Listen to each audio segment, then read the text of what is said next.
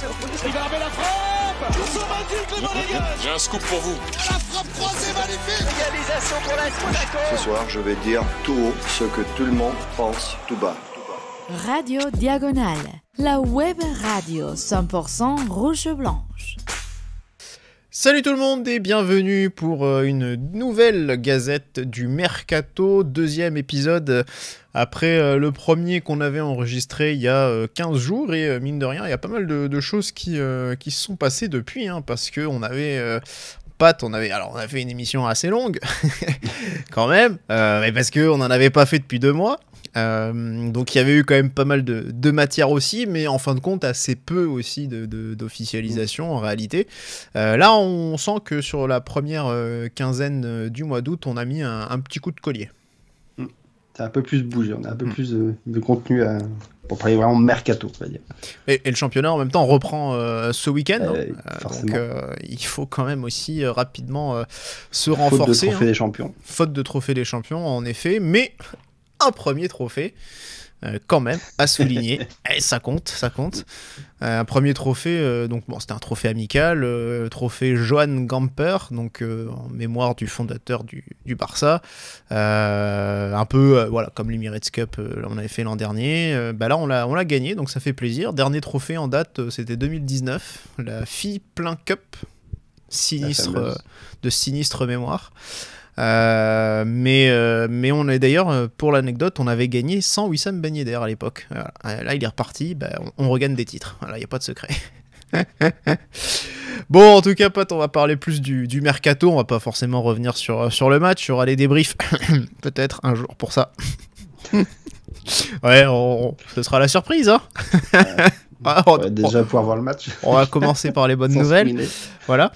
On peut lancer une cagnotte pour pouvoir... Ouais, on va pas se mentir, on est tous en train de se préparer à entrer dans l'illégalité. Voilà. Je le dis solennellement. Voilà, nous ne voulons pas être complices de ce racket. Bref, en tout cas, bon, on va parler du mercato pour ce soir, nous. Plusieurs officialisations, comme je le disais. Un dossier qui s'éternise, on en avait déjà parlé, mais on a eu aussi des éléments nouveaux depuis une quinzaine. Pas mal de départs aussi, et puis donc du coup, il y a quand même pas mal de choses intéressantes à dire, des rumeurs aussi qui nous sont parvenues. Premier sujet, Pat, qu'on a envie d'aborder. Alors on va pas forcément parler d'abord des officialisations, des arrivées, des départs. On va d'abord parler de Youssouf Fofana. On en avait déjà un petit peu parlé. Mais là on a surtout appris pas mal de nouvelles choses. Monaco a, après c'est en accord aussi visiblement avec le joueur, Monaco a écarté Fofana de sa préparation estivale. Il a repris le 1er août après l'Euro, qu'il a mené quand même jusqu'au assez loin, je crois le 9 ou 10 juillet si je dis pas de bêtises, en demi-finale. 12 jours après, on pouvait s'attendre quand même à ce qu'il soit dans le groupe pour Barcelone. Ça n'a pas été le cas. Alors il y avait déjà pas mal d'absents. Ça c'est encore d'autres problèmes. Visiblement on continue de les trimballer, mais Fofana n'était pas là. Pas d'explication le concernant. Tout simplement il n'était pas invité. Il n'était pas convié par Adi Hutter. Et on a appris le lendemain quasiment, ou 2 jours après par Skoro, que Fofana ne participait pas à la préparation puisqu'il était écarté. Monaco a-t-il raison d'écarter Fofana de sa préparation ? Après, ça dépend de toute la tactique qu'ils ont par rapport à Fofana, ce qu'ils veulent vraiment faire. Je pense que s'ils ne l'attaquent pas pour l'instant dans leur préparation, c'est qu'ils ont vraiment l'intention de le vendre et probablement de le remplacer derrière par quelqu'un d'autre. Donc ils ont peut-être besoin d'accélérer un peu les choses, de lui faire comprendre aussi que il n'y a pas forcément de porte de sortie du côté de Monaco et qu'il faudrait aussi qu'il accepte peut-être d'autres offres que de s'entêter à vouloir aller uniquement au Milan AC où ils n'ont pas l'argent. Ouais, alors c'est effectivement, on le rappelle, les pistes aujourd'hui de Fofana, c'est Milan qui, selon les informations de la presse, a proposé 17 millions d'euros. C'est quasiment moitié moins que ce que réclame Monaco. C'est beaucoup. Alors apparemment, information qui est tombée ce soir de Di Marzio, mais il faut prendre avec des pincettes, je trouve, maintenant, aujourd'hui, cette source-là. Monaco serait peut-être en train de lâcher un petit peu du lest, peut-être accepter une offre moindre. Ça parle de 20 millions avec 5 millions de bonus, ce qui est évidemment pas forcément énorme, mais c'est clair que Milan n'ira. Enfin, je l'avais dit il y a 15 jours, Milan n'ira jamais au-delà de 25, ça c'est une certitude, ils ont pas les moyens tout simplement. Il y a d'autres pistes, c'est West Ham, 35 millions, qui les aurait concrètement posés. Le joueur ne veut pas y aller. Voilà, c'est un choix de carrière, c'est normal. Enfin, un peu, ça se comprend. C'est sa carrière, c'est lui qui décide. Et il y aurait également Manchester United, mais là, il n'y a pas d'offre, seulement une prise de contact. Donc c'est vrai qu'il n'y a pas non plus une multitude de prétendants, même s'il y en a quand même plutôt 2 qui sont des prestigieux quand même. Mais voilà, aujourd'hui c'est la situation dans laquelle on se trouve, dans laquelle Fofana se trouve. On essaie de prendre autant que possible d'argent, mais c'est compliqué, et Skouro l'a admis. Les négociations, ça ne se passe pas exactement comme espéré. Après, quand tu commences aussi bas avec un énorme écart, tu commences à 17 pour 35, c'est sûr que les négociations vont être longues. Ouais. Tu vas pas t'attendre à ce que les clubs coupent en deux leur part aussi rapidement, donc c'est normal. Et vu le temps qui passe, c'est aussi normal que Monaco commence un peu à réduire son offre s'ils veulent absolument vendre Fofana. Mais 20 plus 5, ça me semble quand même... genre passer de 35 à 20 plus 5, ça fait... Je suis assez d'accord avec toi, la source paraît un peu... Ouais, ça paraît un peu trop là tout de suite, alors qu'il reste quand même du temps là, avant la fin du mercato. Ouais. Mais le problème après, c'est-à-dire que le compteur, le chrono s'égrène, le sablier est en train de s'égrener progressivement. Alors, je parle même pas en plus de son remplacement, mais c'est surtout de pas se retrouver au dernier moment avec une offre qui finalement n'est plus du tout, qui est revue au rabais, et voilà, et qu'on n'arrive pas. Alors, je veux dire qu'on n'arrive pas à le vendre. J'ai envie de dire il s'y fera rester une saison de plus. C'est une possibilité qui a été évoquée d'ailleurs par Skouro il y a 15 jours. Il avait dit son ambition c'est de partir, mais on est prêt à discuter d'une prolongation s'il venait à rester cet été. Enfin, ça serait la prochaine étape si jamais il venait à rester. Voilà, donc, ouais, mais s'il vient à rester parce que du coup il n'y a aucune proposition qui est convenable pour Monaco, je pense que jamais il prolonge par contre. Donc, s'il fait une Mbappé, il va jusqu'au bout de son contrat et après il choisit ce qu'il veut comme club. Je le vois mal prolonger derrière pour à nouveau être cadenassé par Monaco qui va demander une somme et qui pourra peut-être pas encore partir. Non. Mais enfin voilà, en tout cas, c'est quand même un choix fort qui a été fait par le club, pour le coup aussi, de ne pas l'inclure à la préparation. C'est-à-dire que là, même à l'entraînement, il est à part. Il s'entraîne en marge du groupe. Donc du coup voilà, c'est quand même un choix très fort, et alors c'est marrant parce que ça c'était la dernière ce qu'on a appris tout à fait récemment par Skouro dans l'équipe il y a 2 jours, il y a 15 jours finalement, quand il disait on est prêt à avoir du succès sans lui. En gros, il annonçait presque déjà la couleur en fin de compte, c'est-à-dire qu'il fallait lire un petit peu plus loin, un peu finement, c'était pas forcément évident, mais en fait voilà, il annonçait déjà la couleur quoi. En gros, tant qu'il est pas parti et que vu que son intention c'est de partir, et voilà, on est prêt à faire sans lui. Donc voilà, c'est mine de rien, c'est. Je pense que la signature de Camara qui fait qu'il est déjà là, déjà intégré, déjà prêt, aide beaucoup quoi. Sûr qu'on a déjà son potentiel remplaçant pour commencer la saison. Et de même justement, enfin voilà, quand on n'attendra pas forcément, a priori on peut se dire on n'attendrait pas forcément le départ de Fofana pour recruter si on a besoin d'une recrue supplémentaire à ce poste quoi. On est prêt. Pour moi il y a forcément besoin d'une recrue derrière, parce que tu as perdu Fofana mais tu as déjà perdu Camara aussi. Donc ça fait... Oui, après voilà, quand Skouro dit l'équipe est meilleure que l'an dernier, pour l'instant j'ai des doutes quand même. Parce qu'il l'a dit. Donc, alors attends, parce que du coup, je viens de voir que... Je suis d'accord, c'est compliqué entre Fofana et Ben Yedder, c'est vrai que c'est... Alors, Fabrizio Romano, ça vient de tomber. Je vous le lis en anglais, comme ça fera plaisir à Quentin, qui aura l'occasion d'entendre mon accent anglais. Alors, AC Milan Our closing in on Youssouf Fofana deal is just one step away. Improve the structure of their bid, and the agreement with AS Monaco is now very close. Work in progress to get the deal done with this week. Fofana only wanted Milan. Here we go soon. Voilà, le fameux Here we go de Fabrizio, ponctué d'un soon. Donc voilà, bon, bah, lui confirme visiblement ce qui a pu être annoncé un petit peu plus tôt dans la soirée par Di Marzio, que Milan a quand même amélioré son offre, donc potentiellement voilà, passer de 17 à 20 plus des bonus, c'est pas déconnant en soi. Donc bon, on verra bien, mais c'est vrai que là en l'occurrence on s'oriente vers un départ, mais on sent voilà que, alors c'est pas qu'il y a la petite tension de négociation qui commence à monter, à prendre une autre tournure entre les deux sorties récentes de Scuro sur le sujet, le fait qu'on raffermisse un peu nos positions. On a eu Paulo Fonseca, entraîneur du Milan, qui hier pareil a dit voilà, on a besoin d'un milieu devant la défense, et on sait tous que ce milieu de terrain c'est Fofana, c'est lui qu'on veut. Donc voilà, il y a quand même chaque camp est en train un petit peu j'allais pas dire de montrer les dents, mais de se montrer un petit peu plus pressant pour atteindre ses objectifs, quoi. Ça, j'ai l'impression, c'est un peu la tendance, ça commence un peu à se muscler. Donc voilà, bon, Fofana, dossier à suivre, évidemment.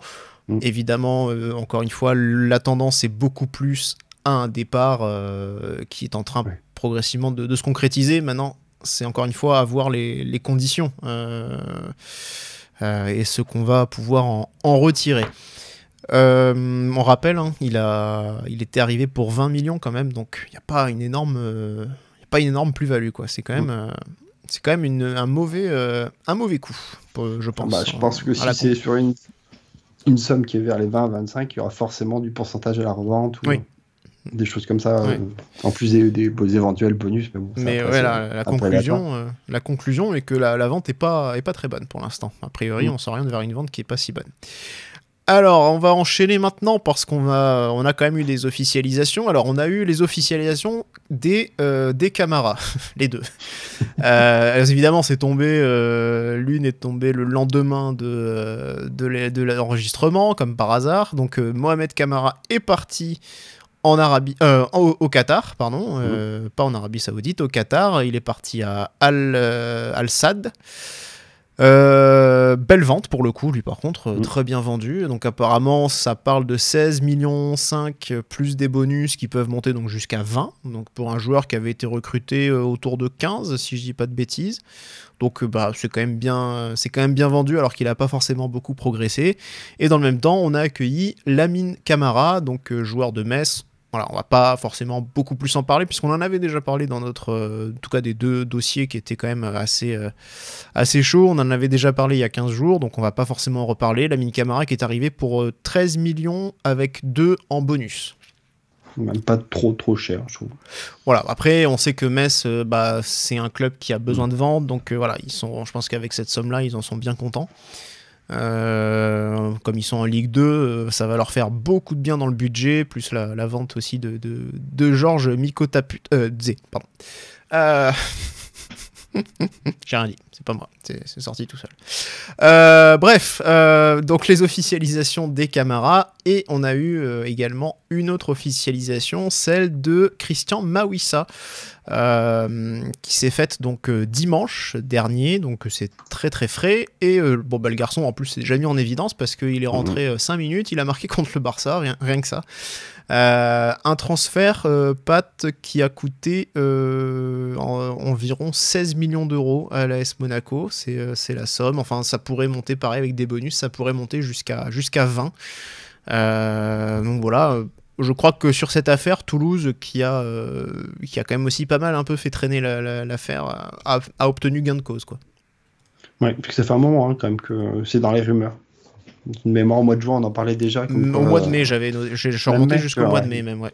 Du coup, ça fait un moment qu'on en parlait, et après c'était complètement dormi, quoi. Et du coup, au final, le transfert s'est bien fait à un montant, c'est vrai, qui peut paraître quand même assez élevé pour un joueur qui a très peu d'expérience pour l'instant en Ligue 1. Une saison pleine, quand même, mais bon, une seule saison. Un peu comme Lamine Camara, au final.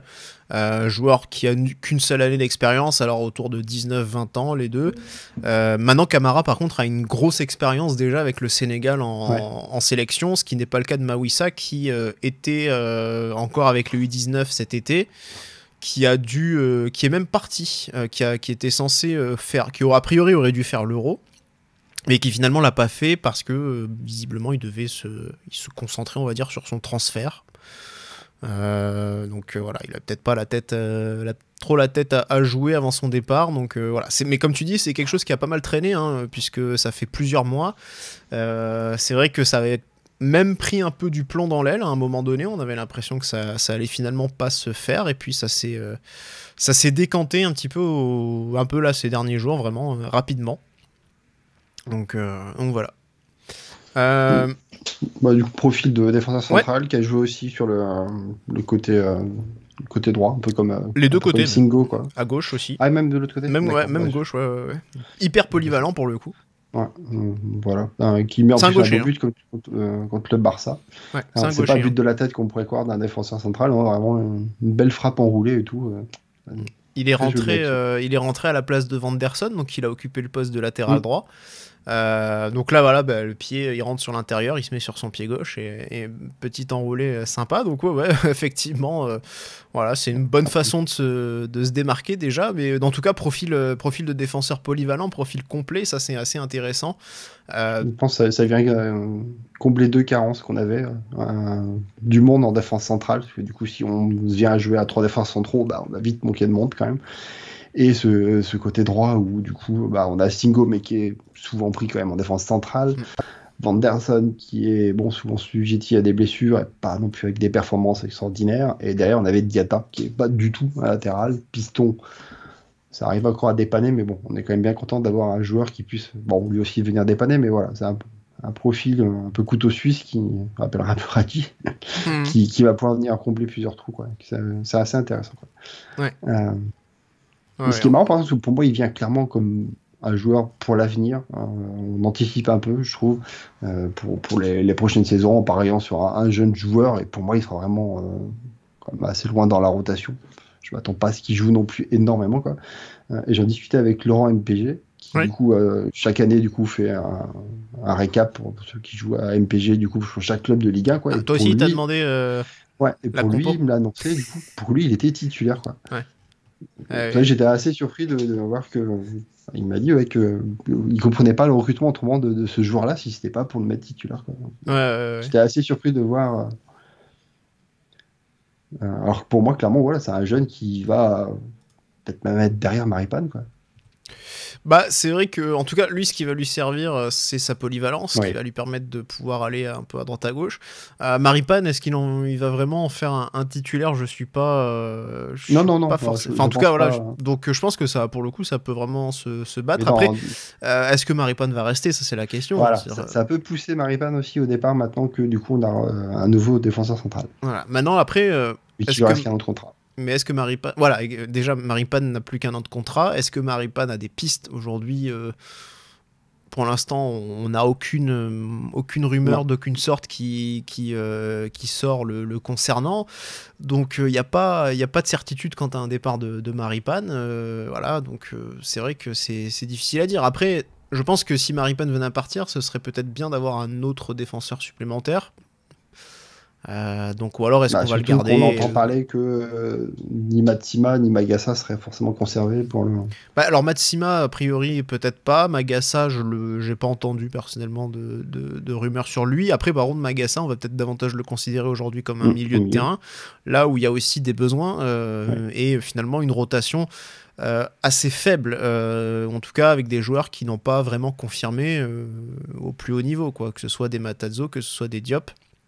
Aujourd'hui, on part en ayant un joueur confirmé, Zakaria, un joueur, un grand espoir, mais qui va devoir confirmer, c'est sa 2e saison, donc c'est celle de la confirmation, normalement, donc il y a aussi un pari. Voilà, derrière, effectivement, c'est pas suffisant, quoi. Je compte pas Fofana, qui a priori va partir. Clairement, il y a besoin d'un joueur d'expérience, comme tu dis, à mon avis, à ce poste pour clairement, ouais. venir combler. Ouais, clairement. Donc voilà, alors Mawissa est né à Saint-Jean-de-Verge. Voilà, en faites ce que vous voulez. Ça fera plaisir à Rome, probablement. Donc du coup, voilà. C'est un joueur qui, je disais, il a joué, il a une saison pleine. En réalité, il a un petit peu moins que ça parce qu'en fait, il a plus autour de 6 mois. Il a commencé à arriver dans le groupe toulousain à partir du mois d'octobre. Donc, c'est pas encore tout à fait suffisant. Je parle d'octobre 2023. Et effectivement, il a aussi pas mal joué comme piston à droite. Donc, très clairement, c'est une option. Pour ce poste, pour suppléer Vanderson qui a été quand même pas mal contrarié par les blessures la saison dernière, encore même en début de préparation, parce qu'à gauche, bon, il y a du monde pour l'instant, donc a priori je pense pas qu'ils viennent pour aller à gauche, mais en tout cas voilà, joueur de 19 ans, de bonne qualité athlétique, ça on n'en doute pas, de toute façon on sent que c'est un des critères très largement mis en avant par le club dans ses prospections. Pour être capable d'assumer l'identité de jeu que le projet que veulent mettre en place les dirigeants dans le projet de jeu. Donc avec une grosse intensité, capacité à répéter les efforts, gros volume, bon voilà quoi, ça on connaît. Maintenant voilà, il y a quand même des qualités aussi en défense, il sait défendre assez haut aussi, il est bon dans le duel aussi, donc voilà, c'est quand même un joueur qui a certaines qualités. On aura l'occasion de le voir un petit peu plus dans les prochaines semaines. Et puis on va du coup se demander maintenant sur une autre rumeur d'arrivée, une rumeur d'arrivée plutôt, celle de Jordan Tézé, Pat, qui lui aussi pareil, c'est un peu ce profil la Mawissa, alors plutôt latéral droit au PSV Eindhoven, mais aussi capable de jouer défenseur central. Alors, est-ce que Tézé, c'était une façon de mettre un peu la pression sur Toulouse pour dire, bon, à un moment donné, si on n'y arrive pas avec vous, on va peut-être voir ailleurs. Est-ce que ça continue? Alors en tout cas, Tézé, lui, il est quasiment parti au clash avec son entraîneur, ses dirigeants. Visiblement, il avait envie de partir. Il a ensuite un petit peu fait une machine arrière. Je sais pas si tu as eu l'occasion de voir ça. Non, j'ai pas vu ça. Enfin voilà, du coup, Peter Bosz, l'entraîneur du PSV, s'était assez énervé la semaine dernière en disant qu'il lui avait redit qu'il voulait pas jouer contre Valvik, donc c'était le premier match, je crois, de championnat pour le PSV. Et puis finalement, il a fait machine arrière en disant que voilà, il était flatté d'être cité pour un grand club, mais que s'il devait partir, il partirait par la grande porte, et que donc il était à disposition de l'entraîneur pour jouer. Du coup, je n'ai pas vérifié s'il avait joué le dernier match, mais en tout cas, voilà, il avait match remporté 5-1 par le PSV Eindhoven. Je vais regarder ça tout de suite. Non, il n'était pas sur la pelouse, et il n'a pas non plus été sur la feuille de match. Ah si, il est rentré. Voilà, il est rentré. Non, il est rentré. Donc voilà, il a quand même joué, mais en tout cas, voilà, c'est une situation peut-être un petit peu différente, mais qui pourrait faire penser à celle un peu de Fofana, un joueur qui est moins impliqué, qui n'a pas forcément envie de jouer, qui craint peut-être aussi une potentielle blessure qui peut annuler, ruiner un transfert. Hein. On sait que ça arrive souvent des joueurs qui ne veulent pas jouer pour pas compromettre un transfert. Maintenant, la différence, c'est que visiblement, le PSV a pas l'air d'avoir très envie de le vendre. Donc à voir si on va forcer pour ce joueur ou pas, ou est-ce que c'était juste un contre-feu qu'on a allumé à un moment donné pour finaliser autre chose. Moi, j'espère pas pour le joueur, parce que s'il allait au clash avec ses dirigeants, alors que nous, c'était juste une rumeur. Bon, ça me paraît gros quand même que ce soit juste une rumeur, que le joueur. C'est pas parce qu'il a lu dans la presse comme Monaco était intéressé par lui qu'il allait au clash avec ses dirigeants. C'est que clairement, il y avait quand même des touches, qu'on a eu des contacts avec son agent et tout. Hein, mais c'est vrai que c'est un profil assez similaire, quoi, du coup, de joueur qui est capable de jouer sur les deux postes. Même si là, je le vois plus vraiment comme un renfort pour venir peut-être concurrencer Vanderson. Oui, parce que c'est un joueur de 24 ans déjà, ou même qui va avoir 25, je sais pas, enfin il est pas loin des 25. Donc c'est vrai que c'est un joueur qui est plutôt expérimenté, c'est un joueur qui a du bagage, il a quand même, bon, il y a des titres aux Pays-Bas, il y a des matchs européens, donc ouais, surtout. A priori, c'est pas forcément un joueur que tu prends en lui disant tu vas être le remplaçant de Vanderson. Je pense que très clairement, c'est pas forcément c'est ça que j'ai dit en concurrence. Voilà, moi, je ne saurais pas dire lequel des deux, parce que même Vanderson ne ravit pas forcément. Tout dépend aussi de la tactique dans laquelle on va jouer. Quand même. Ouais. Si on fait une défense à 4, Vanderson, clairement, pour moi, si on part sur une tactique avec 4 défenseurs, il arrive, c'est pour être titulaire. Quoi. Si on fait une défense à 5, sachant que je n'ai pas souvenir que le PSV qui joue piston, en tout cas, Thésée. Donc je vois plus Vanderson avoir un avantage quand même pour un rôle de piston. Ouais, après effectivement je vois pas, j'ai pas souvenir de 3-5-2 pour le PSV la saison dernière. Ouais, puis en plus il y a de grandes chances que même s'il joue sur un 3-5-2, que Thésée va se retrouver le défenseur à jouer sur le côté droit, quoi. Le troisième défenseur. Ouais, à voir du coup. Mais en tout cas, ça fait plaisir. C'est une recrue qui a de l'expérience, qui reste encore jeune en plus, mais qui a de l'expérience, qui joue dans un gros club déjà, parce que mine de rien, le PSV ça reste comme un très gros club, qui joue clairement les premiers rôles dans son pays, qui a énormément d'expérience en Coupe d'Europe, pas énormément en Ligue des Champions, plus sur les coupes secondaires, mais ça reste quand même assez important, ça nous change un peu. Et on rappelle, l'effectif est quand même très pauvre là-dedans. Il a joué déjà 2 fois contre nous, enfin du coup 4 fois exactement, puisque parce qu'il est formé par il est formé au PSV Eindhoven justement, donc ce serait pour le coup sa première expérience à l'étranger.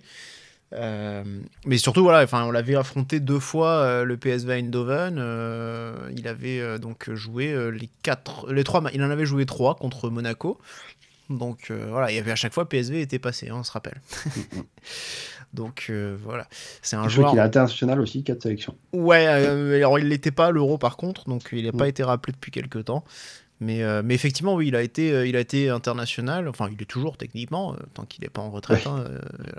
C'est un international. Maintenant, voilà, c'est vrai que quand on regarde les profils aujourd'hui des recrues, 17, 19, 20 ans, voir un mec de 24 arriver, c'est quand même pas mal. Parce que d'ailleurs, on parlait de Maripane, potentiellement, s'il y a départ ou pas. Maripane, aujourd'hui, c'est le joueur le plus vieux de notre effectif qui a tout juste 30 ans.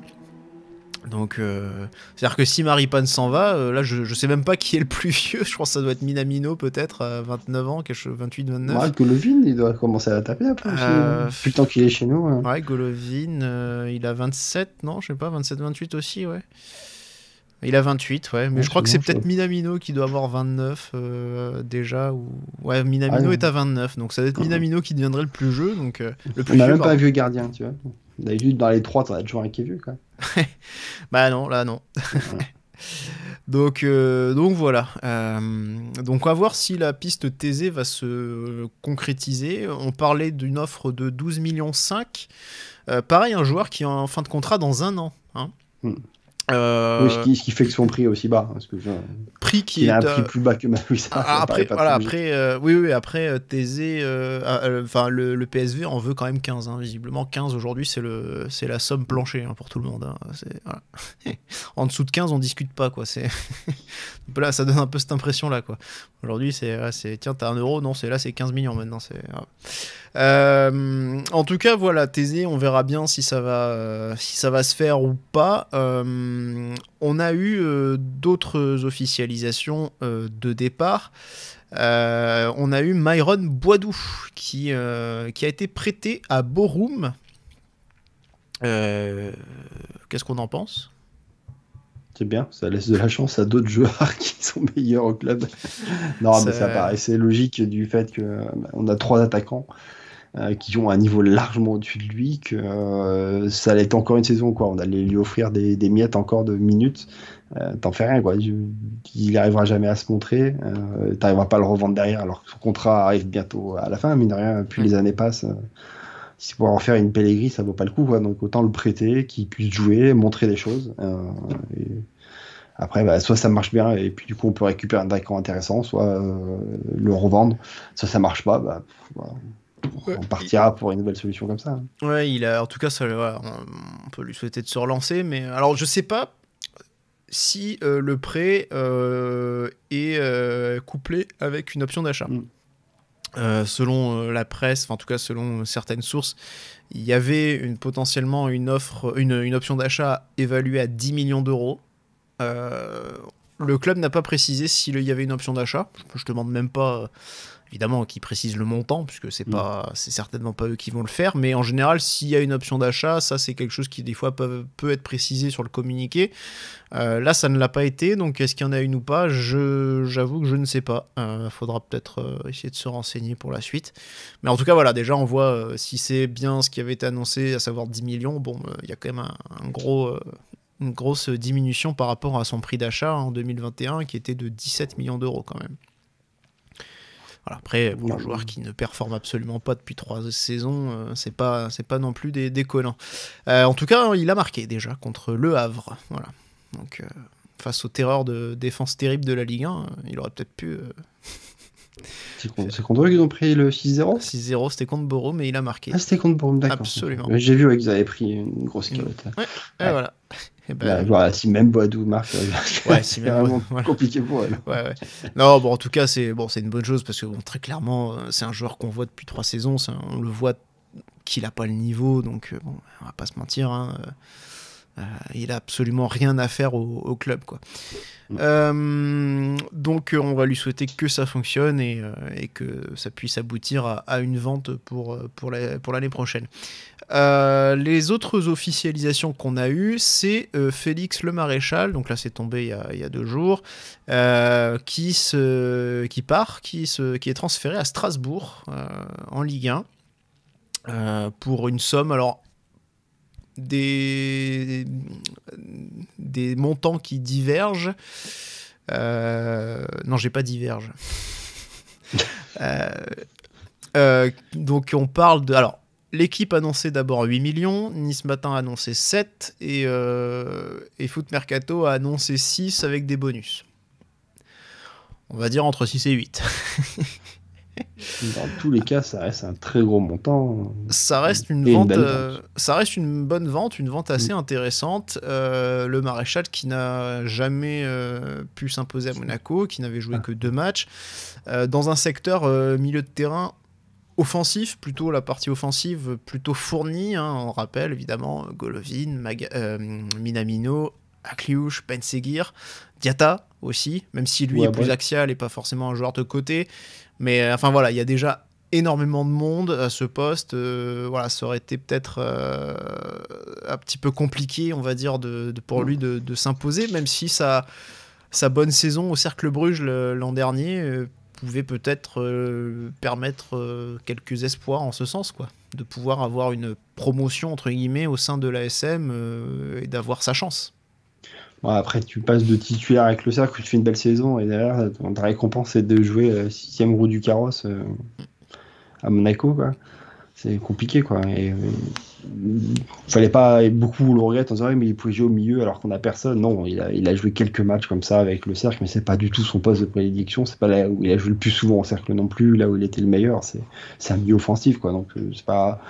Si c'est pour le faire dépanner pareil et qu'il se retrouve 5e joueur de rotation sur le milieu centre, voilà, il a une opportunité lui d'avoir du temps de jeu à Strasbourg, qui sort en plus le chéquier ultra surprenant de la part de Strasbourg. Je m'attendais plus qu'en ce moment il soit dans des difficultés financières du fait des droits TV et tout, qu'il soit...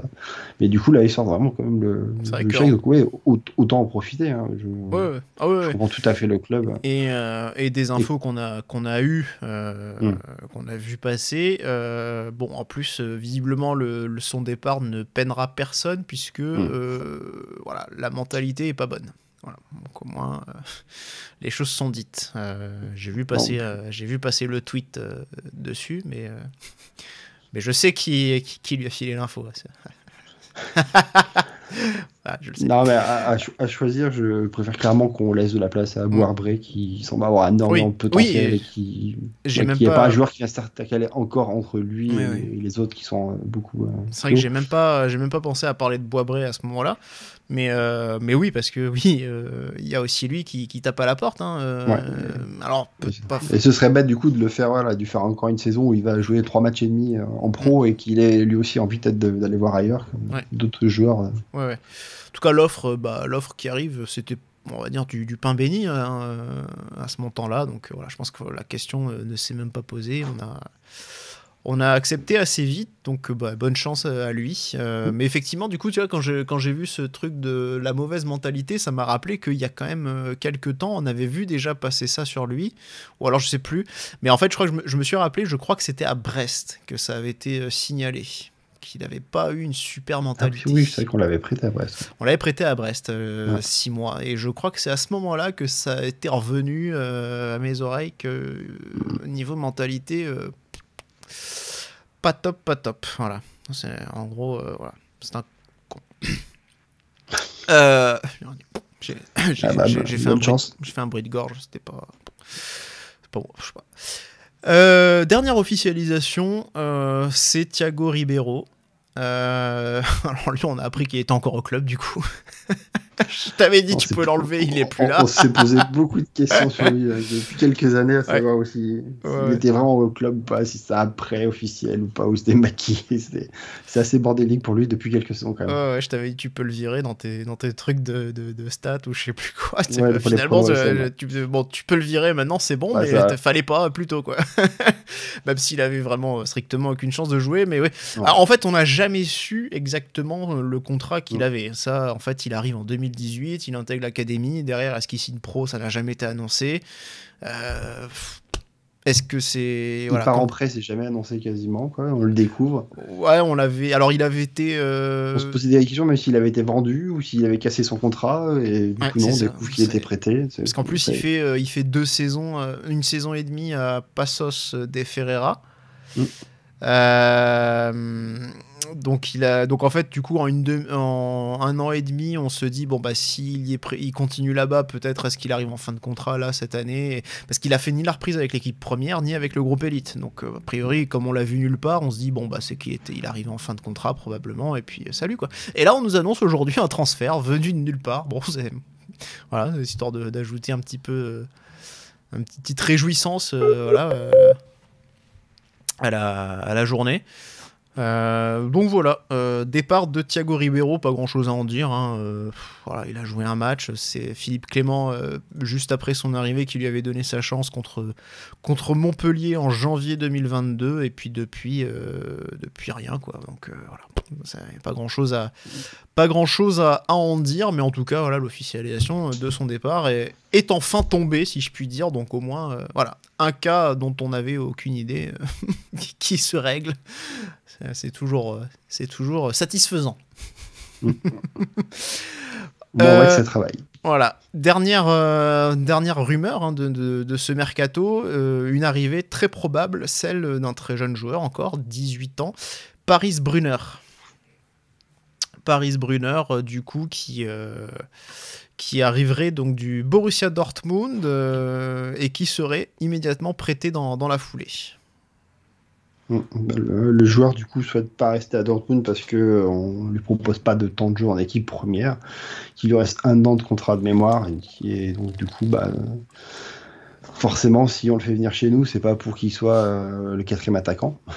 Donc ça peut se comprendre que du coup derrière on lui propose un prêt au Cercle de Bruges qui pourront lui donner on avait déjà plus, même s'il y a quand même de bons attaquants au Cercle pour l'instant, ceux qui ont tourné la saison derrière sont toujours au club de mémoire, donc il devra quand même se faire sa petite place quoi, mais voilà. C'est vrai qu'on voit les stats du bonhomme qui a jamais joué du coup en Bundesliga, il a joué qu'avec les équipes réserves. En championnat, c'est 22 matchs, 20 buts, 6 passes décisives. Je laisse parler du coup de ses stats aussi en coup droit parce que j'ai plus en tête dans quelle compétition il a brillé aussi, mais c'est assez. Il a fait la Youth League avec avec Dortmund, mais là pour le coup je crois pas que ses stats soient très parlantes. Il avait 5 matchs de but. 5 matchs de but. Alors je confondais. Oui. Ouais. Bon du coup ouais effectivement il y a du potentiel. Alors c'est vrai que ça peut aussi paraître étonnant la gestion de Dortmund. Alors est-ce que c'est un... Il y a eu une sortie assez énigmatique de la part de l'entraîneur du Borussia.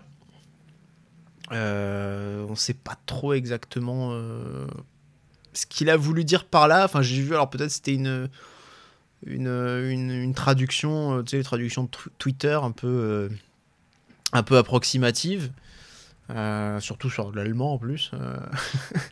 Ça peut arriver. En tout cas, voilà, c'était donc Nouri Sahin, l'entraîneur. Il avait dit, enfin, je sais pas, il avait parlé de mauvaises personnes. Alors peut-être pas forcément en le disant directement lui que c'était une mauvaise personne, mais voilà, peut-être qu'en termes de mentalité, il y avait quelque chose qui pouvait peut-être paraître un peu bizarre ou qui leur convenait peut-être pas, je ne sais pas. Difficile à dire, mais bon voilà, en tout cas le joueur lui il a envie de franchir un palier. C'est vrai qu'il a encore jamais joué avec les pros en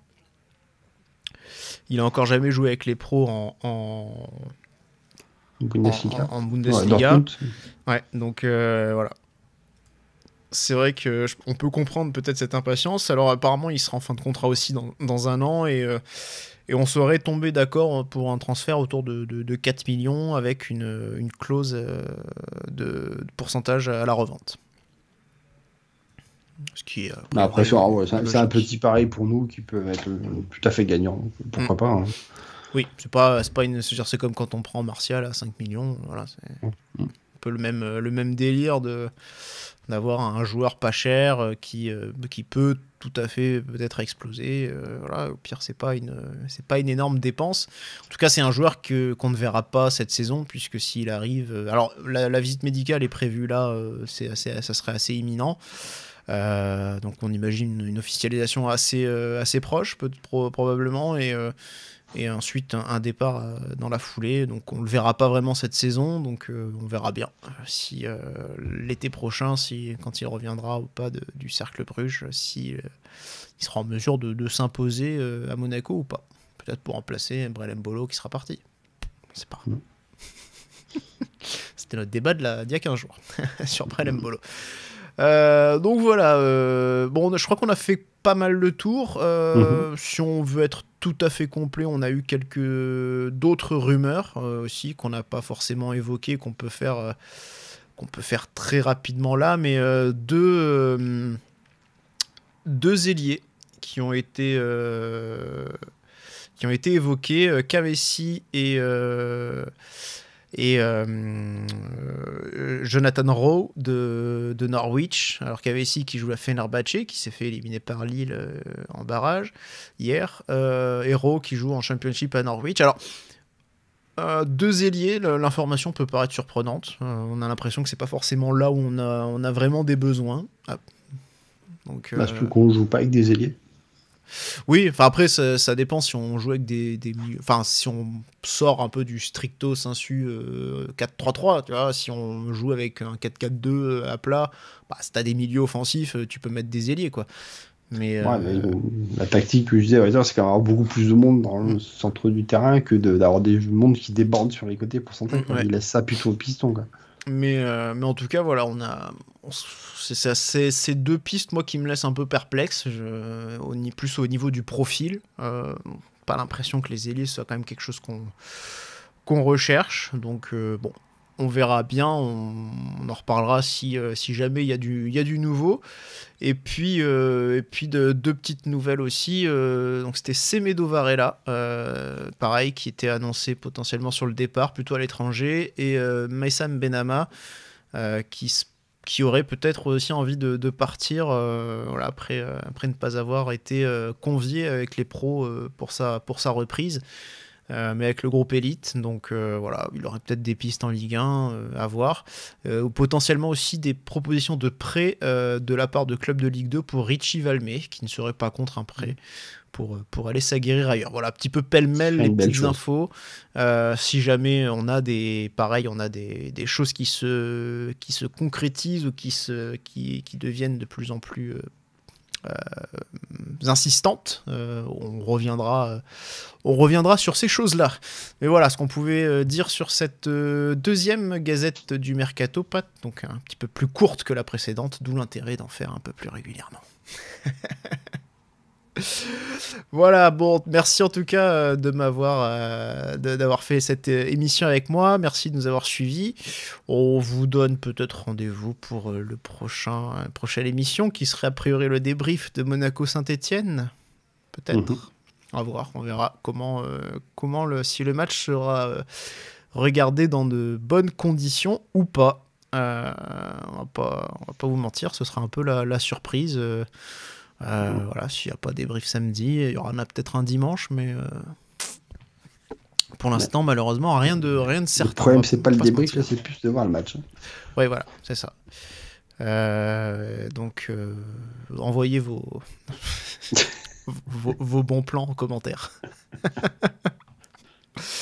J'ai rien dit. Bon, en tout cas, merci Pat, merci à tous de nous avoir écoutés, et puis on vous donne rendez-vous très vite. Allez, salut à tous et Edage Munegu.